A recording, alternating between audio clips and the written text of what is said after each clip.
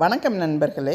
குலதெய்வ வழிபாடு என்பது ஒவ்வொரு குடும்பம், குலம், கோத்திரம் ஆகியவற்றின் முன்னோர்கள் அல்லது தெய்வங்களை வழிபடும் ஒரு பழங்கால வழிபாடு ஆகும். இது குடும்பத்தின் நல்வாழ்வுக்கும் செழிப்பிற்கும் வழிவகுக்கும் என்று நம்பப்படுகிறது.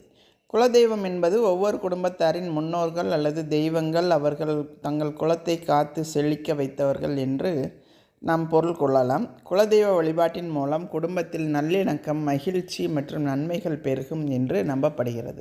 குலதெய்வ வழிபாட்டுக்குரிய முறைகள் என்ன அப்படின்னு பார்த்தீங்கன்னா, ஒவ்வொரு குடும்பத்திற்கும் அவங்களுடைய குடும்பத்தின் வழக்கத்திற்கு ஏற்ப அது வேறுபாடுகள் இருக்கலாம். ஆனால் பொதுவாக படையலிடுதல், பூசைகள் மற்றும் பிரார்த்தனைகள் இதுதான் அவர்களுடைய வழிபாட்டு முறைகளாக இருக்கும்.